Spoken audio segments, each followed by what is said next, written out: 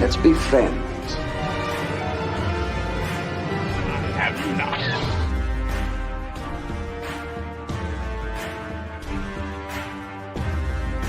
And here we go.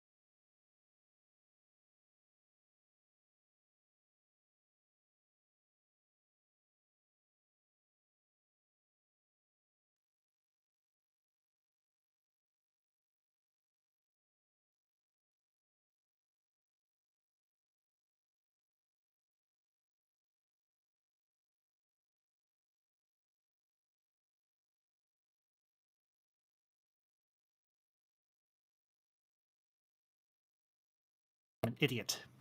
No wonder nobody's watching. All right, let's try this again. Hi, everybody. Welcome back to the Ambassador Wing. Hope y'all are having a good evening. Hope you're having a pleasant Tuesday night. And that's twice now this has happened. Twice now I've been muted. I am a dunce. The button's right there. Just look down, genius. Anyway, at least it wasn't for 15 minutes. At least it was only 2 or 3. Anyway, tonight we are back live on the Ambassador Wing. Tonight we are wrapping up the Hunger Games review series, and tonight we come to the rather dramatic conclusion, Mockingjay parts 1 and 2. Yes, we will be doing both parts this evening. As always, if this is your first visit to the Ambassador Wing, welcome. I hope you enjoy the stream tonight. If whether you catch this live or you're watching it on the replay, whichever way you get it, and whether you're watching it on YouTube or you're watching it on Twitter. Yes, I still call it Twitter. I know it's X now, but I still call it Twitter, so it is what it is. No offense to Mr. Elon Musk. But the as I was saying while I was muted like a dunce, how can I forget to unmute my mic? How can I forget to unmute my own damn mic? Anyway, I digress. They, as we've talked about, these novels were for a young adult audience, and yet they were able to craft this series of movies into a series that reached a much broader fan base. It not only was entertaining for the young adult audience, which it was originally crafted for, it was also entertaining for the adult audience. And of course, you know, by this point, let's see, when did Mockingjay come out? I think it came out in 2013, somewhere around there. It was right around the same time that I met Mam Ambassador. When did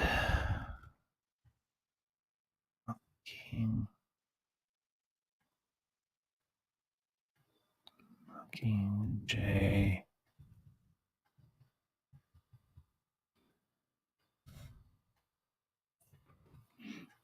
I'll give me a good 2015. So November 2015. By this point, me and Madam Ambassador were actually married. We had been a few months married by this point.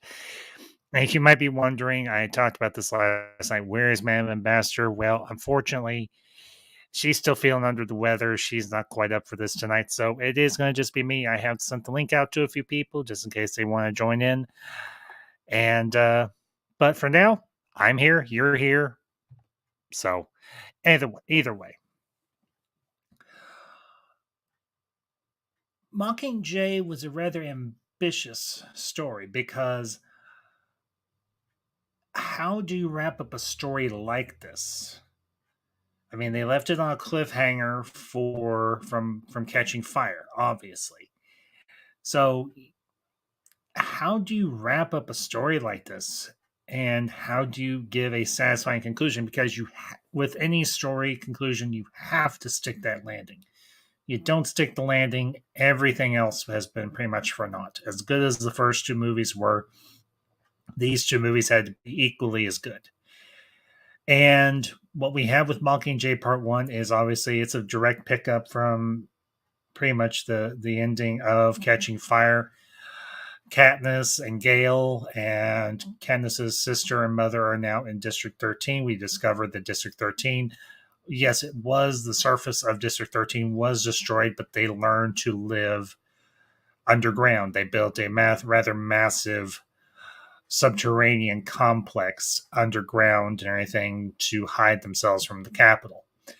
One of the things I first noticed right off the bat, both when I watched it originally and when I rewatched it a few weeks ago, the main chamber that we see, the main central corridor, very much resembles a missile silo. You can still see some of the flaps on the sides of the wall that would have been latched on to a missile silo where a rather large rocket, potentially a nuclear missile or a large ballistic missile, would have been housed.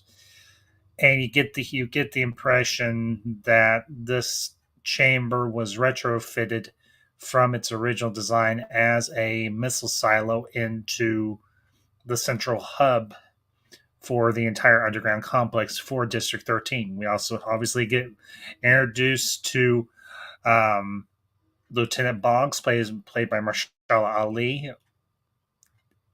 I had to double check this when I rewatched Mockingjay a couple weeks ago because I recognized that voice from across this Into the Spider-Verse and Across the Spider-Verse as Uncle Aaron. And sure enough, that was Mahershala Ali as Lieutenant Boggs. I have to say, he was one of my favorite characters. And I think from Mockingjay parts 1 and 2, it was very upsetting to see him get taken out and everything with the way he did. And he was very much a straight shooter and everything. He was a very honest, a very forthright, a man of a lot of integrity, and that's a character that you want to have on your side. That's a man you want to have on your side, especially when you're going into a war zone. We of course get introduced to President Al McCoy, played by Julianne Moore. And I have to say, her part for both Mockingjay parts 1 and 2, very well layered. I mean, Julianne Moore is a top notch actress. She's done a lot of good work throughout her career. One of my favorite performances by her was when she took up the role as Clarice Starling in the movie Hannibal, with, of course, Anthony Hopkins in the titular role of Hannibal Lecter, and, of course, Gary Oldman as Mason Verger. But I will say this: I think she was a good stand-in for Jodie Foster. Was she perfect? No, because Jodie Foster brought something very unique and very special to her role as Clarice Starling. But Julianne Moore, in her role here as Al McCoy, she did a bang-up job. She, again, this is something I mentioned last night. Her character was what you might call a subversion of expectation. She's very seemingly a very strict military woman. She's a commander. She's president, apparently, and she it's very subtle the way she goes from a seemingly innocuous character to someone that you shouldn't entirely trust. And we'll get into all of that and everything as the review goes on this evening. But of course, we have Katniss, we have Gale, we have Katniss's family, we have the survivors from 13, we have Effie, and everything. She was rescued after the events of Catching Fire as well. And of course, Haymitch is there, and of course, Plutarch and everything, played by Philip Seymour Hoffman. He's also there in the base, and they're essentially trying to figure out their next moves. What the hell are we going to do now that we have the Mockingjay, now that we have this rebellion that's starting to really kick into high gear, but we need to keep it going. And the interesting things for me in this movie were the fact that they were trying to make Katniss into something she necessarily wasn't. She was not a spokesperson. She was not someone who made big speeches necessarily. She spoke from her heart. She didn't read from a script. And one of the more comedic moments I found rather humorous during the movie was when they were shooting the propos, and she's standing in this small underground studio, and you've got Plutarch, you've got Effie, you've got the rest of their crew there in the control room, and they bring up the holograms. They turn on the fans, and Jennifer Lawrence is a very well trained actress. She's a very convincing actress. She does a good job. She does. But her line delivery in that first propo that they tried to shoot her delivery was absolutely horrendous. And you have to think that the directors deliberately tell her, "Okay, Jennifer, we know that you're a good actor. We know you're a good actress, but we need you to give a bad performance right now. We do. We need you to give a bad performance." And well, she delivered in this instance. She gave an extremely bad performance. And it was a hoot and a half.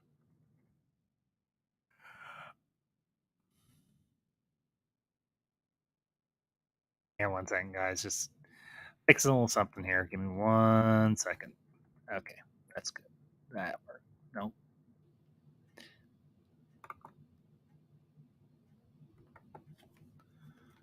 There we go. There we go. Okay, that's a lot better.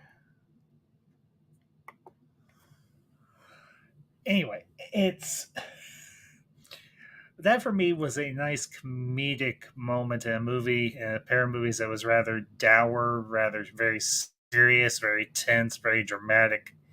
And you've got you've got Katniss stammering through her lines. You've got Katniss delivering these lines with absolutely no enthusiasm, no punch, no nothing. It's just flat, and nobody is convinced. And they're like, "We need." Haymitch finally comes out of the dry out chamber and everything because they're trying to get him to detox off all the booze he's been drinking. And he's like, "Okay, obviously what we're doing isn't working, so we need to go around the room and we need to figure out when Katniss made you feel something." And I love this line from Haymitch, delivered by Woody Harrelson. Did Katniss make you actually feel something? Not when Peeta made you like her by him being there or her shooting something with an arrow. And Effie's the first one to pipe up. She's like, "Oh, when Katniss volunteered to for her sister in the reaping." Okay, they're like, "Okay," and um, also I can't remember who said it, but the song for Rue when Rue's laying there dying in the arena in the first Hunger Games, the first movie, and they're like, "We can't give it to her. It has to come from her. She can't read it from a script. That's not how she works." So they're like, "Okay, we need to get her out in the field." And Al McCoy's like, "No, we're not sending her out into the field. I can't approve that. We gotta protect these people." And everybody's like, "President, if this is gonna work, she's gotta be in the field. We gotta shoot these propos in the field. It can't be in the studio. It just isn't working." So we get introduced to Castor and Pollux. We get introduced to, oh, for heaven's sake, this is going to drive me nuts. So give me a minute, guys. I need to pull up the cast list for Mockingjay. As for type J R 1 and 2. There we go.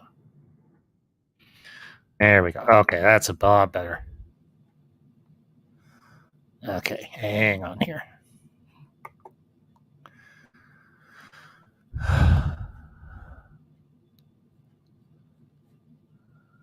Oh. Okay, yep, that was her. Natalie Dormer as Cressida. You had the two Avox, or you had the two cameramen. One was Castor and Pollux. Castor was played by Wes Chatham, and Pollux. Where's Pollux? Pollux was played by Eldon Henson. Huh. I wonder if he's in relation to Jim Henson. It could be. But they go to, I think it's District 8, and it's a very intense scene, obviously. And they go to a hospital, and you see all these men, women, and children who've been wounded by the Capitol's assault on their base. And we get the first meeting by what's her name? The one captain. I can't remember her name off the top of my head, but I've got it right here. So no, that's not her.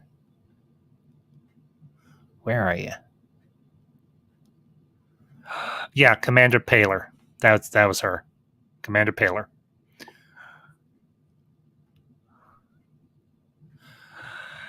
And obviously, Commander Paler will play a bigger part in Mockingjay Part 2, and when we get to that. But you've got Katniss there in the hospital, the field hospital, essentially, and they're walking past all the corpses that have been covered up, and Paler's like, "Yeah, I can't spare the manpower to unfortunately bury these people, so they're just having to be laid out like cordwood." And you can tell it's having an effect on Katniss. And I think this is one of the really good, powerful. This is one of the better scenes that where we get to see Jennifer Lawrence in her performance as Katniss really transitioned from that weak, timid girl that we met in the first Hunger Games to someone who has to step forward as a leader. And she's like, there's nothing I can do for them. And I think it's Plutarch or it's Boggs or one of the crew members, or even Gale says, just be for them, be there for them. That's the most important thing you can do here right now. That's the linchpin of what you can do for them. Show them support, show that you care, show them that you're going to fight the Capitol, you're going to stand with them. And we get footage. There's a scene in the Capitol with Snow and some of his cabinet members or the commanders of the army or whatever the case may be, and they find out that Katniss is there, and they're like, Snow's like, we need to take her out. We need to take her out. And they're like, okay, we've got a group. They send the hovercraft back in. They start bombing the field hospital, and they end up killing everybody there. And it's just it's gut wrenching. It's horrific. You've got innocent men, women, and children who have been murdered. Now, of course, this is a result of a speech that Snow gives at the beginning of Mockingjay Part 1, where he's saying that any association, any symbol to have to do with the Mockingjay will be met with a very strict and harsh punishment. And his granddaughter, the one that we see in The Catching Fire, that she's braided her hair just like Katniss, and you see the granddaughter start to unbraid her hair right then and there after her grandfather makes that statement. And you have to think, would Snow really go that far as to harm his own granddaughter just because she has her hair braided just like Katniss does, just like the Mockingjay does? And you can kind of sense the desperation on both sides of this revolution. You can sense how desperate the rebels are to try and keep the fire of this revolution going, but on the same token, and my friend Zach Larry, who was here last night, he mentioned this. This is one of the few times where you actually see the government in power seemingly on a back foot, or not quite as prepared as they should be. And it's a rather disheartening situation, because it's disheartening not so much to see the Capitol that way, but you're rooting for the rebels to succeed because you feel how much they have had to suffer, how much they have had to put up with from the Capitol, all of the abuse over heaven only knows how many years, 75 years or more, that they've had to deal with the tyranny from the Capitol with whichever president was in power, whether it was Snow or if there was another president before him, which we can obviously assume there was. But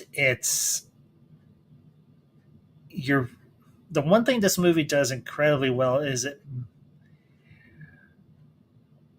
makes you root for the rebels. Granted, that is a given and everything, but you're hoping that everybody's going to make it out of this alive.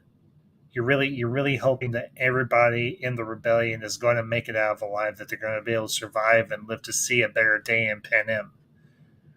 But as it goes in war, that's not always the case.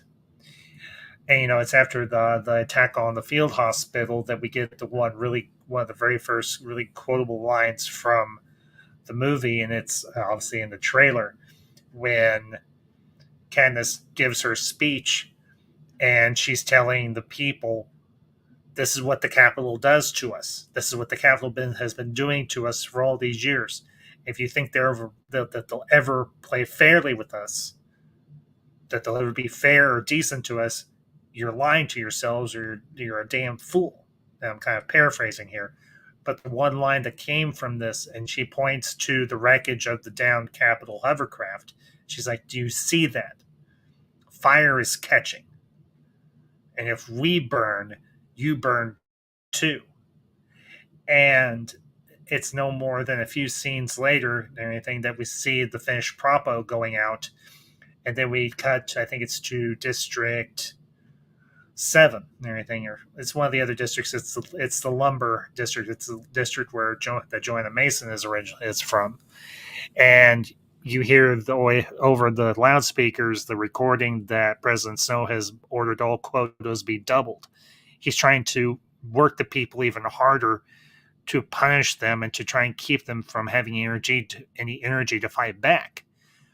And then you see the lumberjacks and the loggers run into the woods, and yeah, several of them do get shot by the peacekeepers, but they make it to the trees, and you see the Mockingjay symbol in one of those trees, and they know that the trap has been laid, and they set off the explosives, and they kill a whole pack or a whole battalion or platoon of peacekeepers. And you hear the line that Katniss had said just before: "If we burn, you burn," and then boom. You're really starting to see the rebellion gain a lot of momentum, and it's because of Katniss's example. Because they have the footage from where Katniss and Gale take out a pair of the hovercraft. She uses her modified bow and arrow, and Gale has his crossbow. And we just before, I think it's before they go out to the field that we see Beetee again. Unfortunately, Beetee's out in a wheelchair, and he's showing Katniss all her new toys, the new bow, the new arrows, the different types of arrows that she can use now. She's got ordinary, she's got incendiary, and she's got explosive. She tries out one of the incendiary, and then she picks up one of the explosive, and Beetee's like, let's not do that in here if you don't mind. And she's like, oh, okay.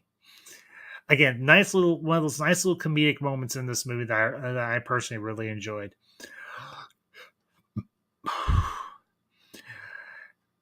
And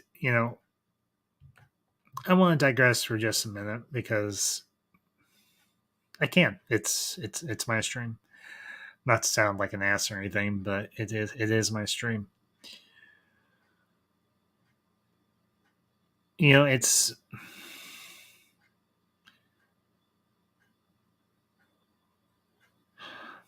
I want to be real with y'all for just a minute. I'll get back to the movie. I promise. I'll get back to the movies, but I want to be a little real with y'all for a minute.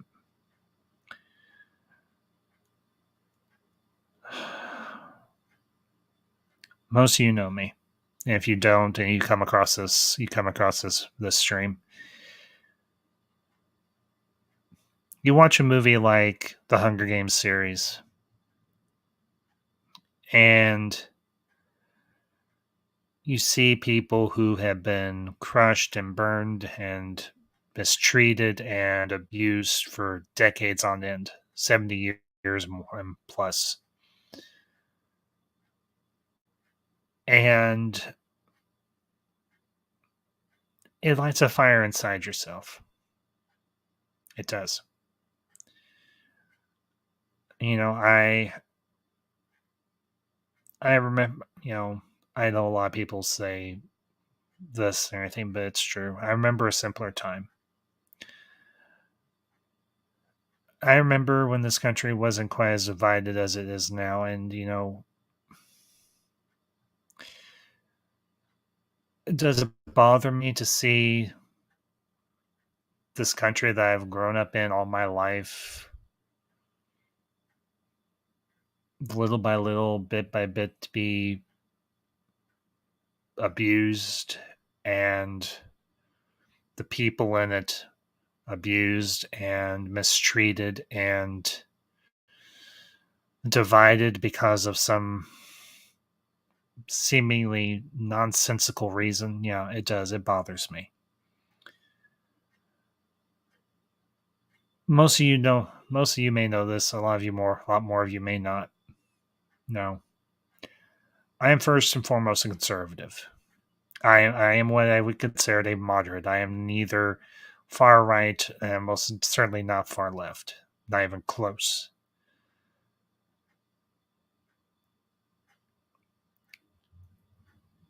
And it bothers me to be in. I've been on social media since '08 when MySpace was a thing, and then I switched over to Facebook. And I use those apps, those social media apps, to keep in touch with the people that I care about, my family and my friends. And then when I stepped into the content creator arena, I started using social media for those reasons. And there's a very big parallel in the Hunger Games movies, because in this case, the Capitol has control seemingly of all media. Everything that you hear, everything that you see, everything that you're told comes from one source. And there's something very wrong with that. And you see BD working so hard to try and crack the code to break through the Capitol's media embargo. And I look at social media nowadays, and I look at platforms like Twitter or X or Facebook. And it's more so on my Twitter and a little bit on my Instagram than it is on Facebook, because my Facebook is primarily to keep in touch with my family and friends. But I see people ripping and tearing and fussing and fuming and being disrespectful and discourteous and uncivil. And it's over some of the most seemingly meaningless nonsense.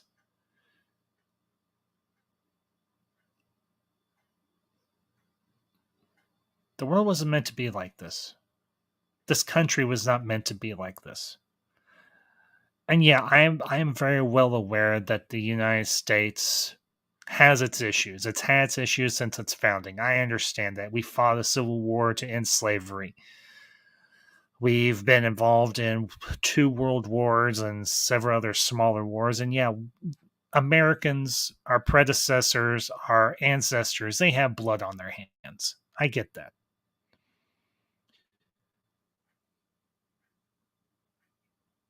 But at the end of the day, we were all united by one common thing. We all loved this country because we were free to live as we saw fit, so long as it didn't hurt anyone else. And I'm going to get a little, I may be a bit offensive here, but I am frankly sick and tired of seeing people from my own political leaning throwing a conniption fit over the most seemingly irrelevant stuff. I am a Christian, and I see the Christian community mocked and belittled and disparaged and pointed out for all the wrongs that organized religion and the Catholic Church, particularly the Catholic Church, has done throughout its history. No, Christianity is not perfect.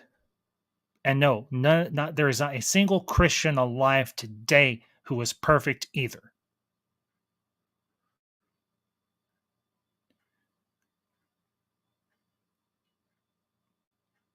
All we want to do is be able to be left alone, to live our lives as we see fit, to worship God by whatever name we call him by as we see fit, and not have a bunch of dyed-haired freaks scream in our faces, spit in our faces, call us every reprehensible name that you can think of, and tell us that we're a bunch of idiots because we believe in God.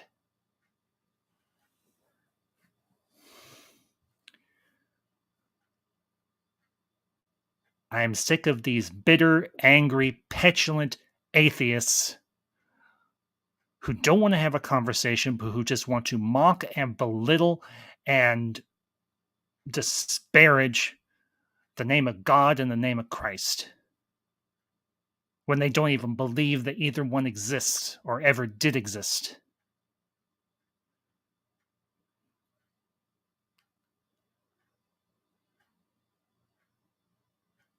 You know,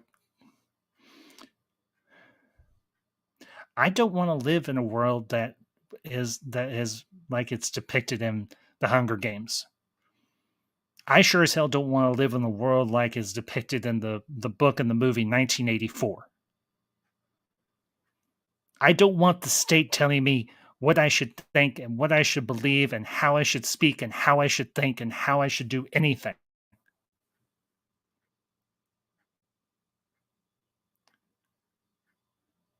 I don't.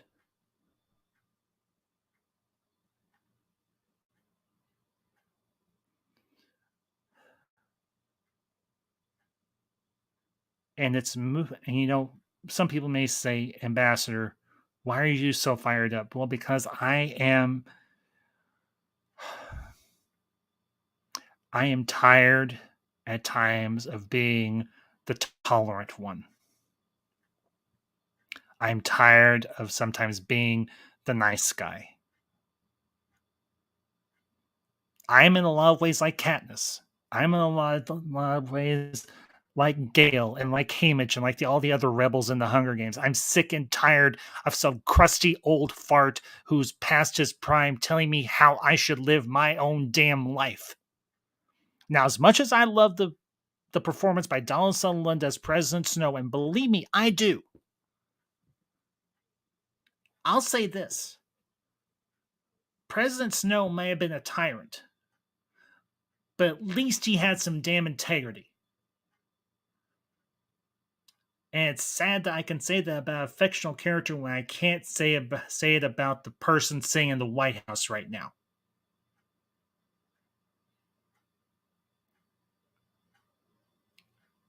When you have a man that is a seeming tyrant by every definition possible, President Cornelius Snow is a tyrant in the Hunger Games. But at least he has a speck of integrity. And the fossilized piece of amphibian shit that sits in our White House right now has none of it.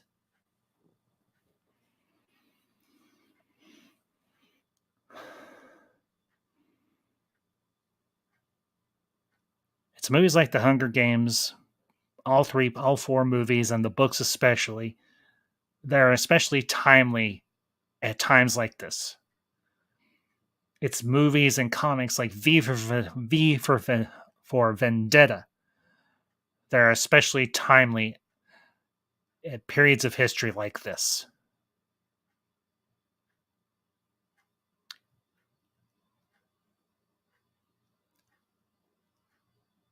I know some of you are tuned in for a review on The Hunger Games, and I'm sorry for the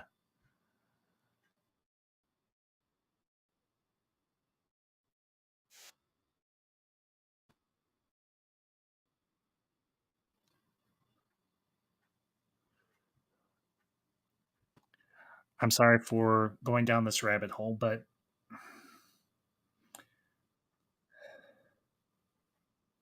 sometimes it's hard.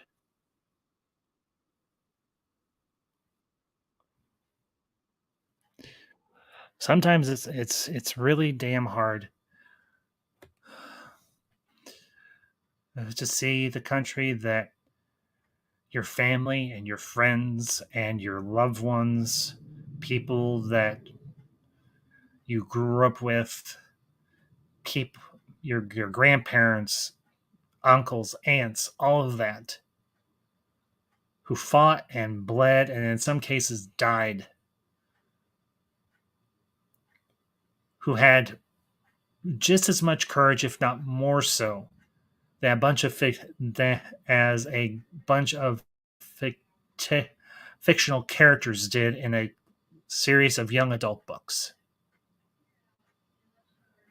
And it's just you get to a point where you're tired of being the tolerant one. It gets to a point where you're tired of just sitting and smiling and frankly not speaking your mind. And most of you know right now, my life is kind of a state of upheaval. My health is not the best. I've got some sort of neurological issue. I talked about this the other night. And I think I've mentioned it a few times on social media. But when everything else around you, everything else in your life is seemingly out of your control, you look for any semblance of normalcy. You look for any hope that you can possibly get your hands on. And I know, I'm sorry, I've gone way down a rabbit hole. I'm sorry, guys. I really am. This is supposed to be a stream about Mockingjay, not about my own personal feelings in my own life. I'm sorry. Y'all tuned in for something like you wanted to hear my thoughts on Mockingjay.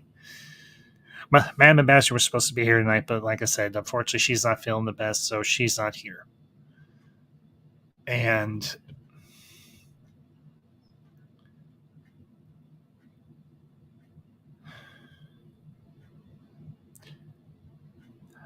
I guess sometimes I'm just tired of being. Sometimes I'm just tired of being civil. Sometimes I'm tired of trying to be the good guy. Not that I'm not a good person, but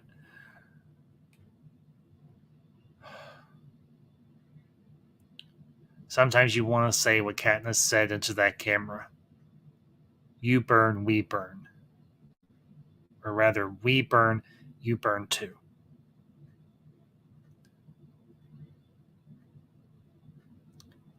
And sometimes, like Katniss, you just want to break down and say, I can't carry this burden anymore. But it's characters like Katniss, it's characters like Peeta, even after everything that Peeta endures in the Capitol, after them torturing him and brainwashing him and breaking his spirit and breaking his will. You know, and in Mockingjay Part 2, we at the end of we see him at the end of Mockingjay after he's attacked Katniss, and he's sitting there and strapped into a hospital bed, isolated from everyone because he is a threat to everyone around him, particularly Katniss. And it just rips your heart asunder to see a character who went from being a decent, honest, upright, caring person to a person that's been stripped of their personality and turned into a living weapon by a tyrant. All because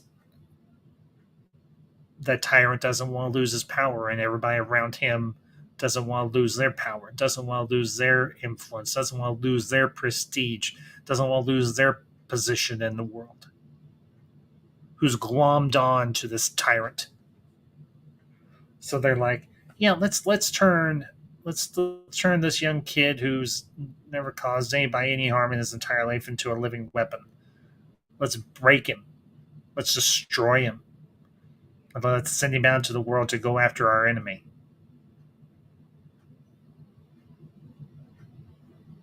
That scene, what that was one hell of a cliffhanger for part one of Mockingjay Part 1.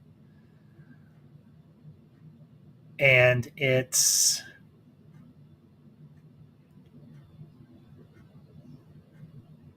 it really, you get accustomed to these characters, you develop an attachment to these characters, and you care about their fate. Are they going to make it out of the life? Are they going to make it out unscathed?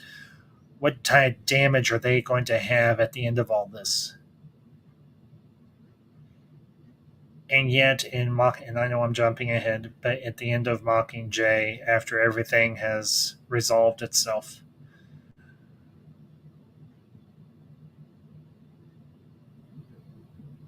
Katniss comes into Peeta's room because up until this point they've been sleeping apart, and he asks her, "You love me, real or not real?" And Katniss finally opens up and admits, "I love you, and it's real." And that's one of the other really neat plot threads in these two movies. The love triangle between Katniss and Gale and Peeta. And Gale is trying all he can to try and get Katniss to pay attention to him. But all of her thoughts and her affection and her attention is directed toward Peeta because he's trapped there in the capital, and they have no idea what they're doing to him. And then you see um, the propos. You see the interviews between Peeta and Caesar Flickerman. In the first interview, he looks perfectly normal, but as the broadcasts keep coming up, you see Peeta getting paler. You see his eyes sunken in. You can see that they've put him in clothing that camouflages any potential physical abuse that, or well, any physical abuse that people. They have high collared jackets on him, and you're like, "Geez, what the hell are they doing to Peeta, and why? Why are they doing this to him?" And then when they rescue him and Joanna and Anna Cressida, and Finnick Odair's wife, or well, soon to be would be wife, and you see Katniss there in the room in the infirmary with Peeta, and she says his name, and you see that twitch, and you're like, "Oh no," because deep in your gut, you're like, "Oh no," and then it happens. He snaps, and he almost kills Katniss. You start to see now. Grant, this is all CGI, and it was very, very effective, well done CGI. You start to see her face go blue. You start to see the veins in her eyes become more pronounced as she's struggling to breathe. And then finally, Lieutenant Boggs bashes Peeta in the back of the head with a bedpan or something, and gets him off of Katniss. And then you see there's a fade to black.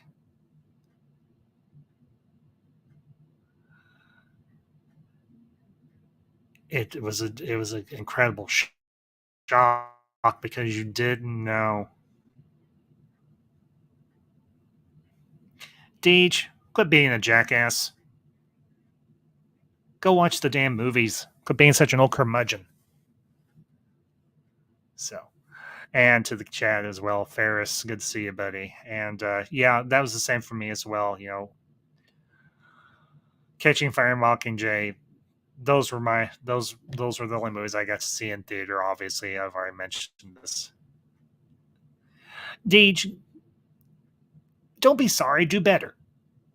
Instead of being a wiseacre and saying, "Oh, gee, thanks, Ambassador, for telling me this story. Now I don't have to watch." Go watch the movie, or if you're at least, if you're not going to watch the movie, to just say, "Hey, I'm not going to watch the movie. It doesn't interest me." It's fine.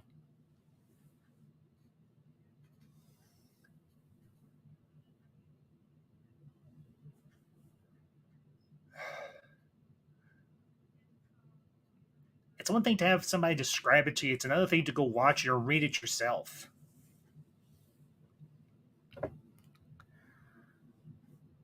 I'm not here to spoon feed the movie to you. I'm here to talk about the parts I like.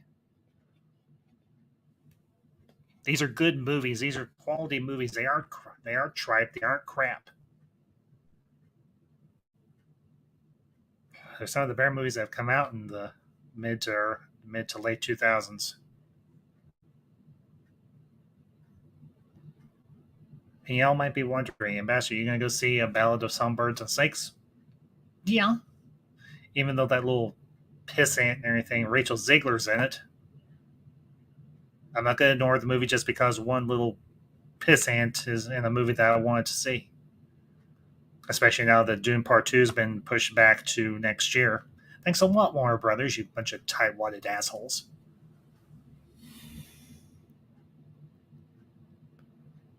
Yeah, Ferris, you're not wrong. Well, let's be honest here, Ferris. Anybody can be potentially brainwashed. It depending on the person's constitution, their mental faculties, how strong of a will they have. Anyone can be potentially brainwashed. Anything, but they summarize it very nicely in the scene afterwards when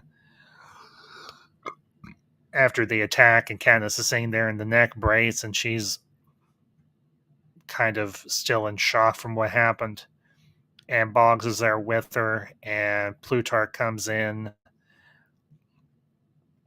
and they explain it's called hijacking. They use tracker jacker venom. And I think those little genetically engineered wasps that we see in the first Hunger Games movie that sting Katniss, and they use all sorts of torture techniques on Peeta. Eventually, anybody's will can break.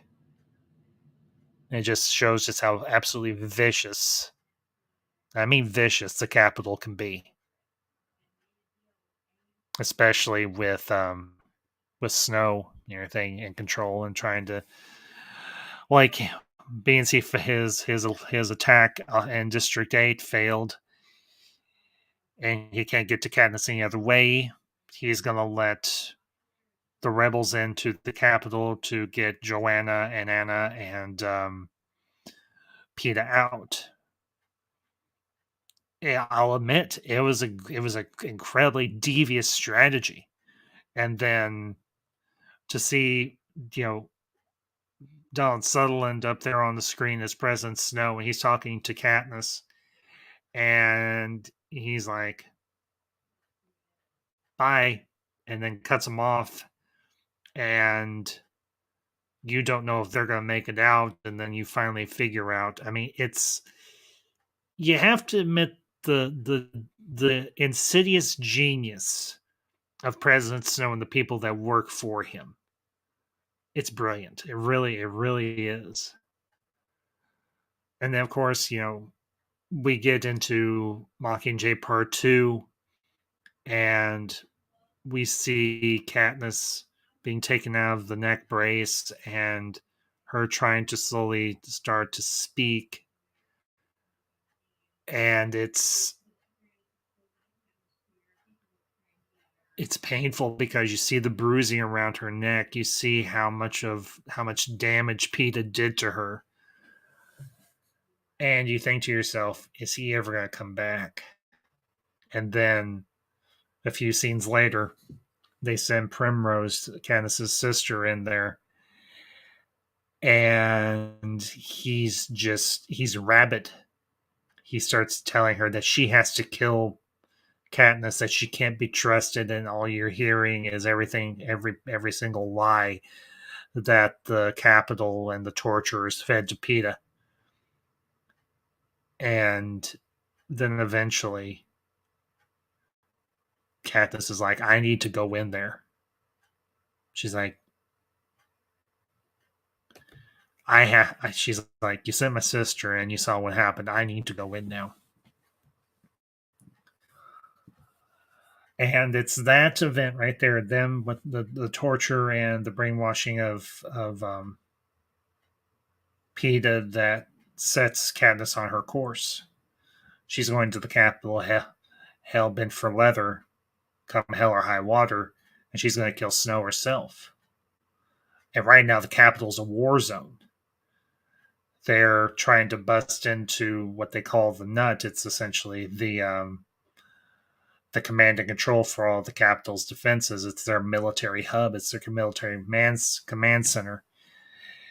People get the impression that this was in. We understand that the Hunger Games take place in a dystopian, futuristic North America, or United States.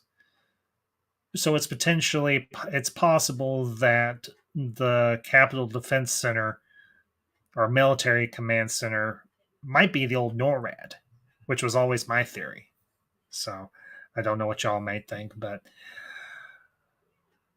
of course, you've got Katniss and going in, and then Gale and Castor and Pollux and Cressida going in behind her, and Coin's like, you're starting to see Coin turn. You're starting to see her change, and it's ever so subtle, and it's honestly a great performance because you don't get that impression of Coin in the first movie, but there's a few lines here and there, primarily by Lieutenant Boggs, played by Marshala Ali. He's like, "You need to be careful now," and she's like, "Why?" He's like, you can't trust Coin. And she's like, I don't have any political aspirations. She's like, I just want to kill Snow. He's like, yeah, I know, but she might still perceive you as a threat. And the scene with Snow and Katniss after the assault on the Capitol has taken place and the Capitol has surrendered at this point. And you have that scene between Snow and Katniss. And he's sitting there in his rose garden, and he's very sickly and pale and thin. And he's coughing up blood, and he's got that handkerchief. And it's kind of sad to see, I won't lie. I mean, as much as we're supposed to despise Snow and all, in a way you do feel bad for him, because here he is, he's going to die all alone, stripped of his power, stripped of his position, stripped of everything. Not that he isn't deserving of all this, but he's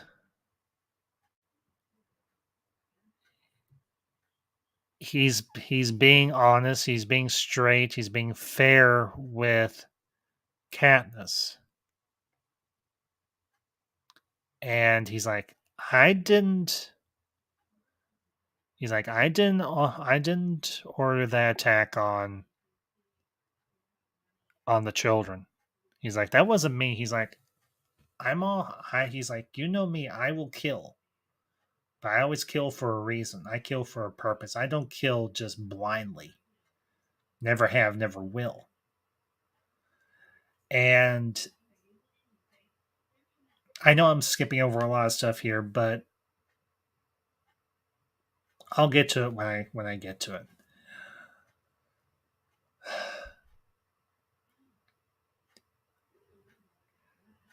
Don Sutherland's performance in these movies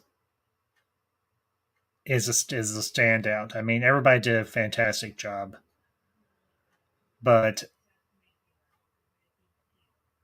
that scene between him and Katniss in the Rose Garden was one of his best. And you see a very vulnerable, a very seemingly broken Snow, but he still has one card to play. he knows exactly what Coin is now. He sees a tyrant because he himself is a tyrant. And even during the meeting between Coin and the victors there in the presidential mansion, there in one of the many dining rooms, and Coin says, "For now, I am interim president of Panem." And Haymitch asks, "Well, how long is that interim for?" And she's like, "For as long as I deem is necessary." And you're almost like, "Oh, hell, we traded one tyrant for another. Well, that's just super." But then you have the scene there on the boulevard of the victors where they've had the parades and everything for all the victors, and you have Snow strapped to a post waiting for him to be executed, and you have Coin come out and she's all decked out in her blue pantsuit and cape and everything, and she makes this big grandiose speech about a new free Panem, and it's another great nonverbal exchange between Katniss and Snow, and he looks at her and she looks at him, and he's like, "You know what you have to do," and he's like, "You know I'm not the target." And you see Katniss draw her arrow, pull the bowstring back. And at first, it's pointed right at Snow, and then she ticks it up just a little, and just like that, she takes out Coin. It's an absolutely masterfully shot and acted scene, and there's no big gush of blood because, well, there wouldn't be. But you see Coin's corpse just slumped down down near the podium, and you see just a small trickle of blood or anything near her, and then rain down the cold stony exterior from where she was standing, and then you see Plutarch in the background, and he just kind of gives a knowing grin, like, yeah, that's how that should have gone. But there's a couple of things that Madam Ambassador wanted me to bring up, and everything in particular with Mockingjay Part 2. A lot of the sewer scenes where Cass and the squad are down in the sewers in the capital, most of that was shot in sewers, but strangely enough, it was shot in a series of sewers in France. Those were actually real live sewers. It wasn't a set, and knowing that kind of just gives the ick factor because they're like, ugh, just that's like real sewer water, and you're just like, I hope they gave him an extra good bath and an extra hot shower, and gave him maybe a couple extra bucks for hazard pay. Because I don't think I could do that, whether I was on a movie set or not. So I'll bring up your comment here, Ferris, real quick in 1 second, buddy. So part one focused on the search for Peta, ending it with the twist of the whole brainwashing. I always wondered if Katniss really recovered from the choking from Peta, because it was a really bad choke. Well, Ferris, obviously and everything because you've seen part 2 as well as I did, and yeah, she did fully recover, and obviously she did grow to trust him again because they were living in the Victor's village after the whole revolution was over and done with. I think you have that really nice montage of them sitting in the doorway, watching it rain. They were living in the house together. Granted, they were sleeping apart, which, that's fine because they weren't to that point yet. But obviously, we see in the epilogue that Katniss and Peta do eventually, I'm assuming, do get married. It's what Madam Ambassador told me. And obviously, they do have 2 children. Now, here's the funny thing, and this is something else Madam Ambassador told me. The 2 little kids, everything, or at least the little baby, was actually one of Jennifer Lawrence's nieces. I don't know about the other bigger kid and everything. If that was one of her nieces or not nieces, if that was one of her nephews or whatever. But the little baby and everything that she's holding and that she's talking to is actually one of her nieces, and I thought that was a nice little touch and everything. That wasn't just some random extra baby. It was a relative of Jennifer Lawrence's. And we get the impression that her and Peta have grown to. Obviously, they love one another. He's loved her from the beginning. She finally had to, as I mentioned a little while ago, she finally admitted to it that she did in fact love him, that she had always loved him, and that, well, obviously they have a happy life together. I think another one of the really nice themes of these movies, and I think particularly with Mockingjay 1 and 2, and I think particularly part 2, they give you enough time to decompress from the events of the first movie and the first 2 acts of the second. And honestly, I think it was better that they did split Mockingjay into 2 movies, because you do get that chance to see how everything plays out. Not just with the rebellion and them overthrowing the Capitol, but you get to see what happens with Peta and with Katniss and with the rest of the rebels. And I think and you see her grieve and mourn, especially after she gets back home, because for everybody who knows or who may not, unfortunately, one of the casualties in President Coin's assault on the presidential mansion, when you see the parachutes coming down, is that Primrose ends up dying. And it's a gut punch. It's a really deep gut punch, because everything Katniss did was for Prim.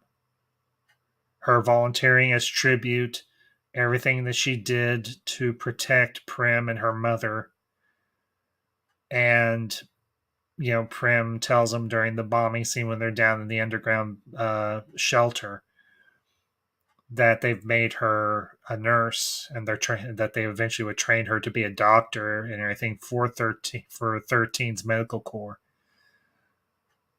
And then to see Primrose there with the other medics trying to help the people, the wounded there in the Capitol outside of the presidential mansion, it wrecks you. It wrecks you deep inside. You can't help but not grieve for Katniss when she's yelling at the cat. When she's yelling, "She's not here. She's gone. She's not coming back." Anybody who's lost a loved one and lost them unexpectedly or even expectedly, it's an absolute gut punch. Ferris, I'll bring up your comment here too, bud, because this also ties into what I was saying. I felt bad for Fink's character. He survived catching fire, and then he got married in Mockingjay Part 1. Or actually, it was Mockingjay Part 2. It was at the beginning, or towards the beginning. Later joining on a mission with Katniss and died in the sewers. I wish we could see more of him. Yeah. Fink was one of those characters that at first you were kind of like, I don't like this guy, but he grew on you. Particularly in Mockingjay Part 1. And it is, he sacrificed himself so that Katniss and the others could get out of the sewer and get away from the mutts that the Capitol had sent on them. But yeah, you do feel bad that his wife and their child won't ever get to live a long happy life with him. And and it's the same thing with Primrose, with Prim, Katniss's little sister. And someone who has known death since a young age. You develop an attachment to these characters. You develop an attachment to any character, particularly one that you see something of a family member or a close friend in. And you hope that they make it through. You hope they get to have a long, happy life, and it gets snatched out from underneath them. And I think that was one of the main primary, aside from Snow telling Katniss there in the Rose Garden, I didn't send those parachutes. That was all coin. And of course, I'm obviously paraphrasing, but that was the nail in the coffin for Katniss to take out Coin instead of Snow. Now, Grant Snow does meet his end. He gets bum rushed by the mob there that was behind Katniss, and he laughs when she shoots Coin instead of shooting him, because in the end, as deplorable and vicious as Snow was, at least he never lied to Katniss.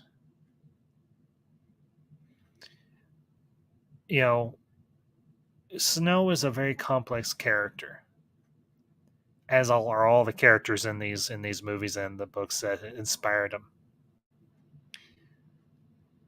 Snow is a character that you should not like because he is a tyrant.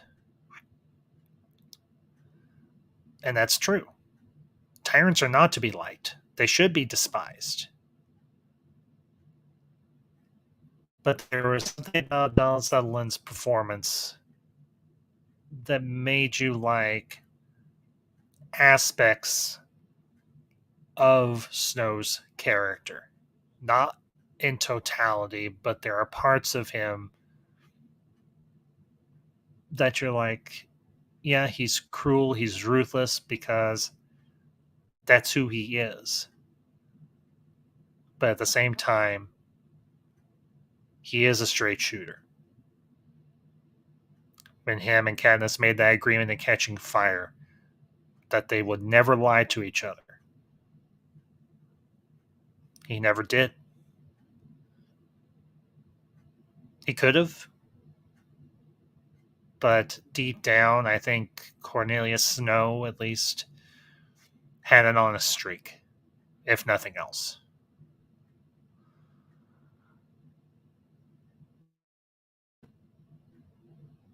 Mockingjay, both parts, particularly Mockingjay 2, and I'll kind of get back to this point.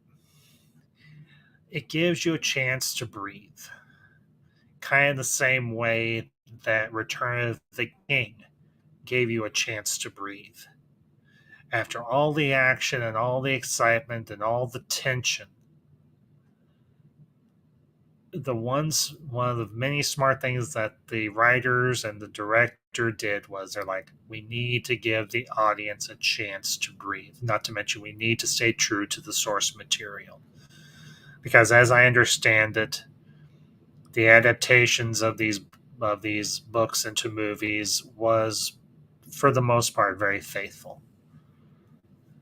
And I could see Suzanne Collins maybe taking a touch of inspiration from Lord of the Rings, or maybe the director was taking some inspiration from Return of the King and saying, we need to give this audience a chance to breathe and just kind of take in the fate of all of our main characters.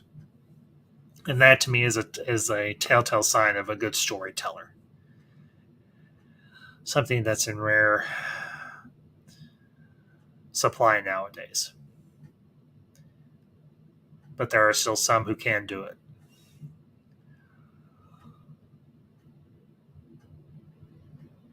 Do I think Mockingjay still holds up? Do I think The Hunger Games and Catching Fire still holds up? Yeah, yeah, I do. I wouldn't be here today. I wouldn't be here tonight discussing them if I didn't think they did. As I've always said, this channel, we discuss the things that we love. We discuss the things that we enjoy. We don't wring our hands and shout to the sky, and hope to be heard. And Hunger Games is something that me and Madam Ambassador enjoy.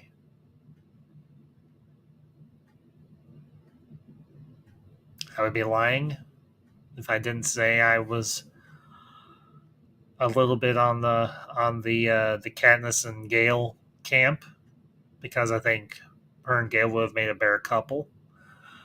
But at the same time, Katniss's heart always belonged to Peeta. She just had to come to it on her own.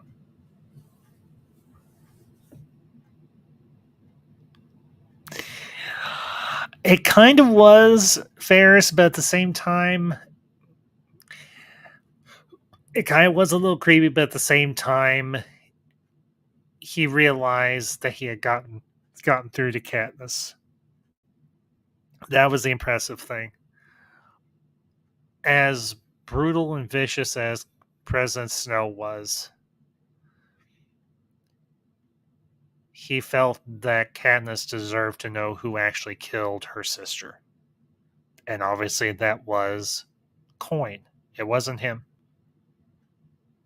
I don't think Snow would have gone as far as to try to kill either Katniss's sister or mother. Could he have? Yeah, he probably definitely could have. But at the same time, he saw no point in trying to kill someone that was trying to aid others. And that's what Primrose was trying to do. Coin, on the other hand, she was hoping that she could take out both Primrose and potentially Katniss all in one fell swoop, or at least take out Katniss. But unfortunately, she didn't get Katniss, and she got Prim instead. And it's kind of like that discussion me and Zach had a few weeks ago, or a few months ago, when we were talking about the Sandman series on Netflix. Gwendolyn Christie's performance as Lucifer, as Satan. You're not supposed to like Satan. Well, unless you lean that way theologically. I don't. But a fictitious performance of that character by a skilled actress and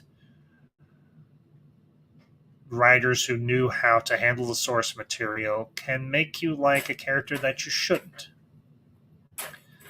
President Snow is in that same camp. You're not supposed to like him. You're not even supposed to necessarily respect him because he is a tyrant. But between the acting of Donald Sutherland and the writing that he was given to work off of, in that particular moment, Grant Snow was, in a way, trying to save his own skin. You respect him for telling Katniss the truth about who killed her sister.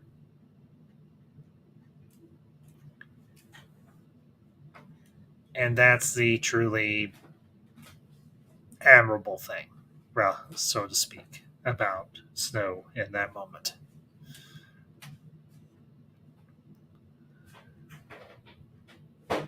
To kind of start to wrap this up, would I encourage you all, if you haven't seen the Hunger Games, to go back and rewatch them or read the books? Yes. Yeah, I would. I would encourage you, absolutely. I would encourage you 100%. Go watch the movies, go read the books, go do both if you are so inclined. Because these were very well made films and very well written books. Otherwise, they wouldn't have sold as many copies as they have.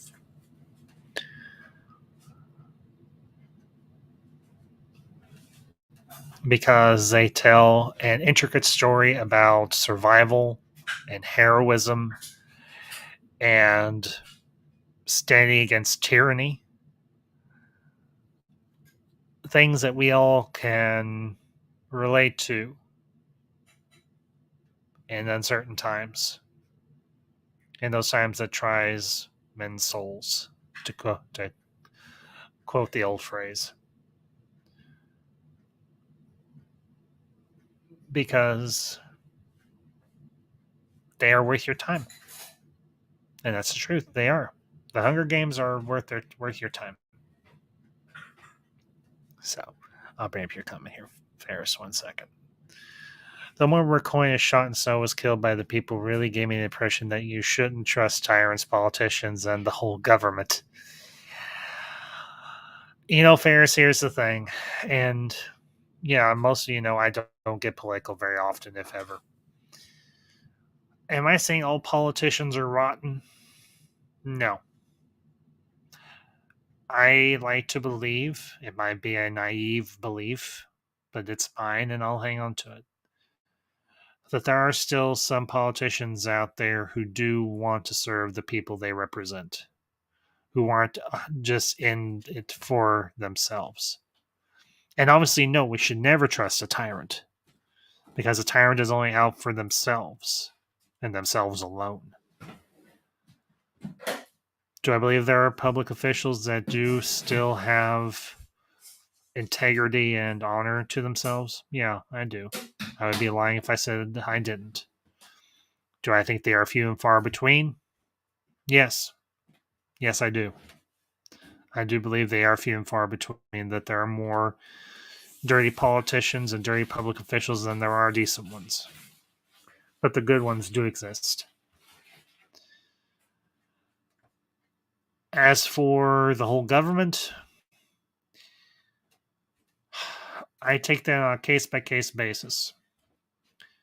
Right now, I live in a state where the government pretty much leaves us alone. The state government and the local government pretty much leaves us alone and lets us live.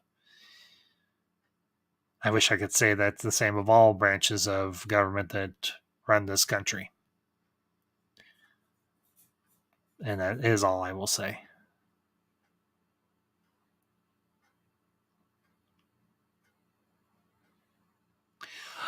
Ferris, I don't know if you remember or not, but there was an election held. Haymitch and I think it's Haymitch and Katniss and Pete are all sitting around in one of their houses, and they're watching a hologram, and it's of the woman Captain Paler, who gets installed as the new president of Panem. And from what we understand, pretty much Panem is no longer a tyrannical state. It's a democracy, or at least a republic of some sort. We don't know exactly the makeup of it. We just know that it's better than what we saw when this whole series of movies and books started. So, that's, I think, as much as can be gleaned from the ending. Granted, Suzanne Collins, I don't think, came out and said one way or another, but we get the impression that Panem is run by a benevolent government, it's not a tyrannical state anymore. So, and that was the goal. That was the goal of the rebels in the first place, to rip down the tyrannical state that they all had to live under and install a fair and honest and non-tyrannical government. So, but Mockingjay 1 and 2, if I was going to give them a score,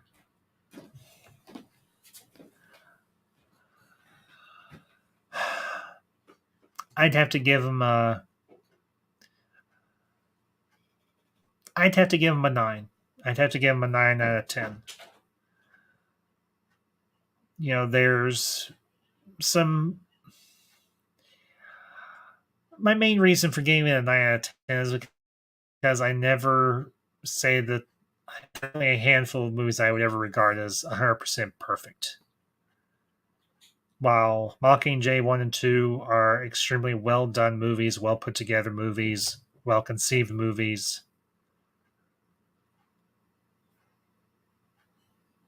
there's always a room for improvement. And I think that's the important. That's my take on it. So, but I think that's going to be, as far as Hunger Games goes, that's going to be it for tonight. So I want to thank everybody who tuned in this evening, whether you were here live or you catch us on the replay. I do want to apologize for the rant there in the middle. I am sorry about that, but sometimes you just have to get some things off your chest. But I do hope you all enjoyed this review. I hope you enjoyed the stream. I do want to let you all know I will be back live later this month. It'll probably be in a week or so. And we'll be starting up the birthday celebration streams. As I mentioned last night, it'll be this theme this year is sci-fi. Sci-fi of the modern and ultra retro era. We'll be discussing the original War of the Worlds, Forbidden Planet, Day the Earth Stood Still, and Starship Troopers. So make sure, of course, keep an eye on my social media, both Twitter or X and my Instagram, for all the updates on when those streams will be coming up. And I'm working on my content for October. Haven't put that all together yet, but I'm starting to piece that together. And as always, it'll be a fun time. I guarantee you all that much. So, as always, folks, you have a good night. Thank you for being here this evening. As always, make sure you like, comment, share, and of course, if you're not already subscribed, make sure you hit that subscribe button. As I like to say, stay ambassadorial. That means be honest, be yourself, have a good sense of humor, and never take yourself too seriously. You do all those things, and you always have a place here, the Ambassadorial Wing. Y'all have a good night.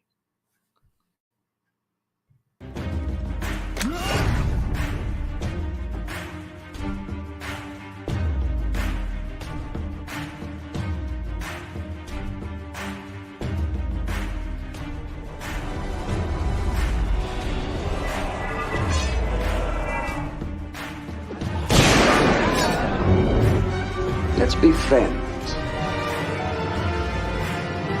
Have you not?